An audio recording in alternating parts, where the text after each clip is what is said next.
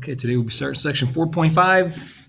Probably spending almost 3 days in this, and then we'll wrap up the section with a one-section quiz.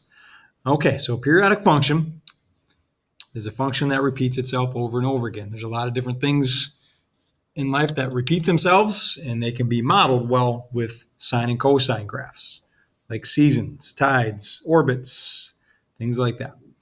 Okay, so the period is the length to complete one of those cycles. Okay. All right, another term we need to have down. Amplitude. Amplitude is the distance from the midline to the max or min y values.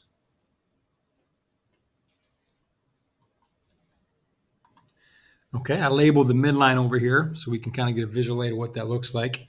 So the midline is going to kind of cut it in half. There it is. So the amplitude shows us that it's the height from this midline to the max, or even from the midline down to the minimum. Okay, there's even a period that's demoed here. So there's a lot of different spots I could do this, but if I start here and I go all the way through, once I get back to where I started, that's one cycle, because then it just repeats itself. Same thing over and over again. Okay. All right, and then the midline, we kind of already talked about that a little bit. So it is the horizontal line that cuts the graph in half.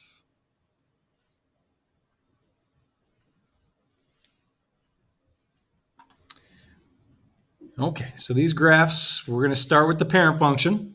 So we got to study these parent functions and get used to them. It has a pattern, though. It's usually pretty easy to catch on to the pattern once I explain it to you.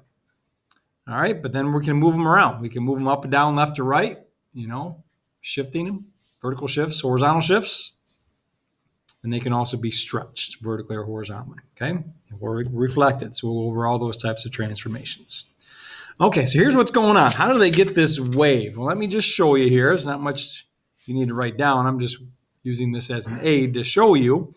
We know how to find the sine of these quadrantal angles, right? Sine is y over r. So if we're to find the sine of 0, this is my y value, so I'd get 0. What about pi over 2? Rotates over here. So now I'd use this 1 over 1 equals 1, and so on. Okay, so then I'd keep going to get these quadrantal angles. So they use these quadrantal angles to make coordinates.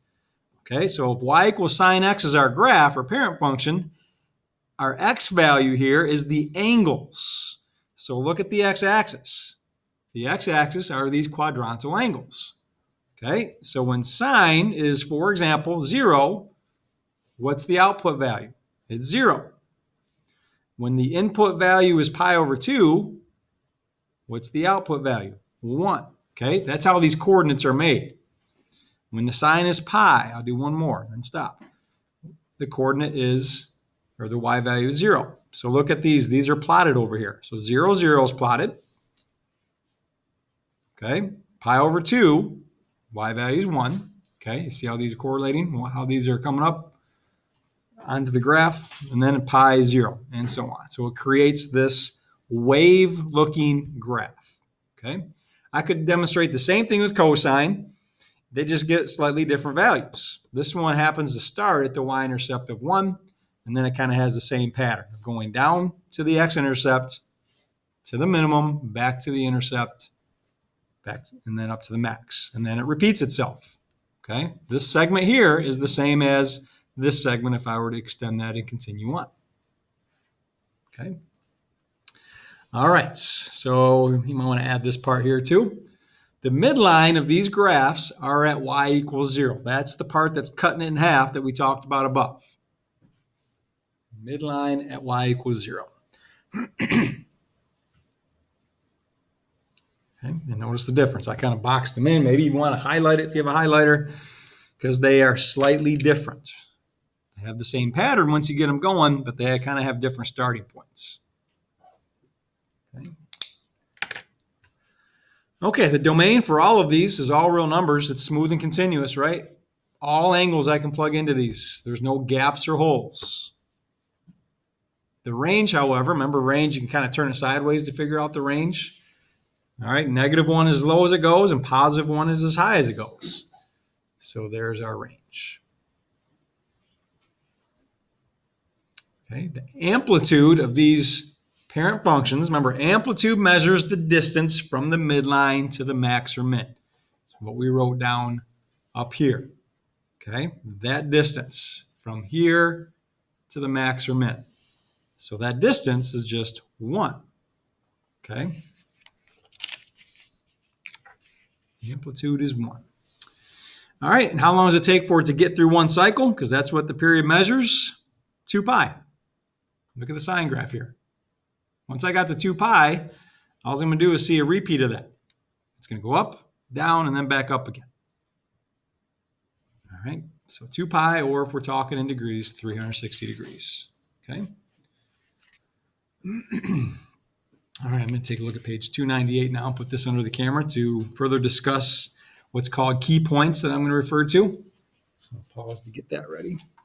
Okay, so here's kind of the pattern we're going to use too once we start graphing these by hand, is they follow pattern. Here's the sine graph, but they're going to go, it's going to go up to the max, then back to the intercept, and then down to a minimum, and back to the intercept. It keeps following that pattern.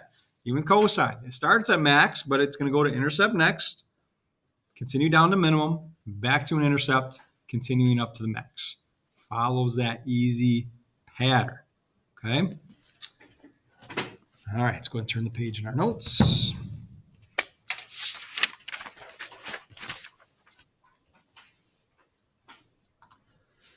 Okay, these letters A, B, C, and D help us figure out some of these things that we talked about on the previous page. The amplitude period, phase shift basically means horizontal shift. You might want to write that in there. For trig, they have a fancy way to talk about horizontal shifts. We don't use that word anymore. We use phase shifts. Okay, and then vertical shift is what we expect. It goes up and down. It's when we add a number outside the function. That's going to be the same as before. Okay, it's whatever that d value is. It could be a +4 or -2. Picks it up, moves it up and down vertically. Okay, and the midline is y equals whatever that number is. A lot of times it's just y equals 0, like the previous page. Okay, let's start over here with amplitude. It's the same for sine or cosine. To find amplitude, we simply take the absolute value of A. Okay. So,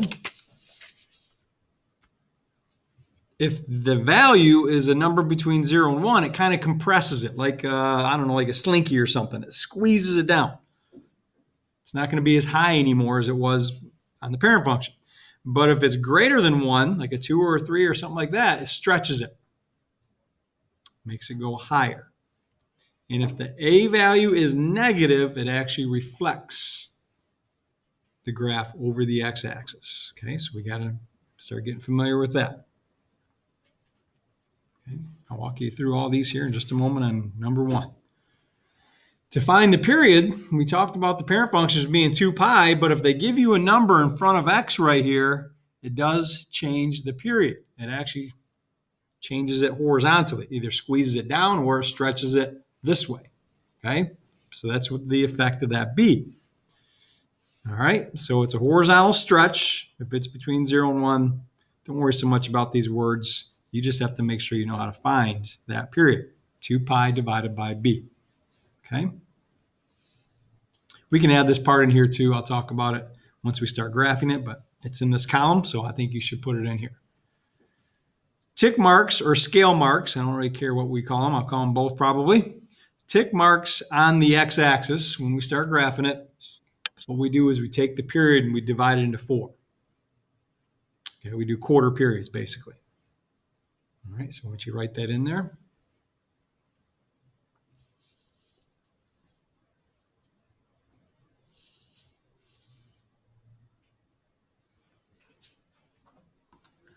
Okay, that should be enough here to get this going now. Let's try the first example. Determine the amplitude, period, phase shift, and vertical shift of the function.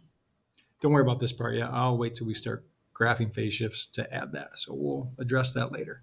We don't need it to answer this. Okay, so the A, B's, C's, and D's. So I have the A value. I put that right above it if that helps you, just so that you get comfortable with where these are at, right? So A is 2. The B value is 1. C is actually a number that's being added in the parentheses, and we don't have it. The number being added on the outside is called the D value. Okay, so technically C is 0 because it's not here. Okay, all right, so to find the amplitude, we just take the absolute value of the leading coefficients. So we get 2. Okay, so that changes the height. In the parent function on the previous page, the height was just 1. Now it's 2. So I put a little note off to the side. They don't usually ask for this, but when you graph it, it should show up. You need to realize that we just stretched the graph by a factor of 2, or the y values are multiplied by 2. Okay, but to answer this question, really all we need to do is do that. Amplitude is 2. All right, what's the period? It's supposed to be 2 pi over b. In this second column up here, that's what it says. Okay, so I take 2 pi, I divide it by my b value of 1, and it remains a period of 2 pi.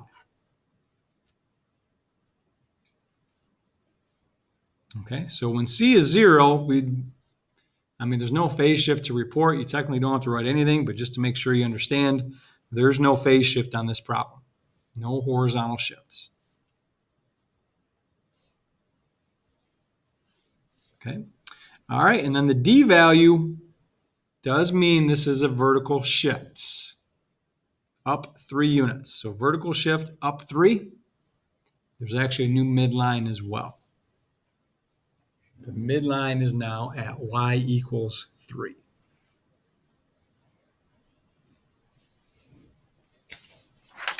Okay, the midline, remember, just to show you that previous page on sine, right? It was supposed to be a y equals 0, but then it's picked up and moved up, so that midline changes with the vertical shifts. Okay. All right, let's see if you can pause and try number 2, and then I'll take you through 3 and have you try 4. Okay, here's your feedback on this. Amplitude is going to be absolute value of -3. So now it has a height of 3 from the midline. It actually has a reflection too. So you might want to make note of that. I know it doesn't ask for it, but just a good thing to maybe note. When you see a negative A value, that means it is reflected. Okay, period now changed for this one. It's 2 pi over b, and the b value is right here. It's 2. So we do 2 pi divided by 2. We can reduce that to pi. So it gets through one cycle a little bit quicker. And this one doesn't have a C or a D, right? They're both 0. So there is no phase shift or no vertical shifts to report. That's it. 3 and 4, though, do have phase shifts. So we'll get a chance to do that for the first time.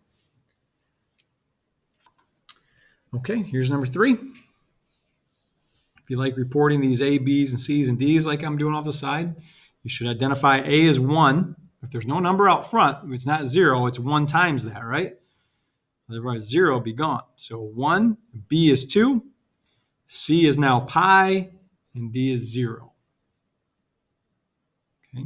You don't have to call it negative pi. We'll talk about that here in just a minute. Just use pi, and then we'll give the direction. All right, so the amplitude is the absolute value of 1. Period is 2 pi over b again, so we divide it by 2. These reduce, we get pi. Now, phase shift up top says C over B, right here, right? C over B. Then just give the direction. So we do C over B, that number over that number, and then just like back with quadratics, y equals x plus 5 squared. We would say that shifts to the left 5 units. It's always opposite the sign. So just use that rule you did before. If it was x minus 5 squared, we'd say right 5 units. Okay, so we used to say this was right 5 units, right, when you subtracted it. So since this is a minus, we do the same thing. We say this is going to the right.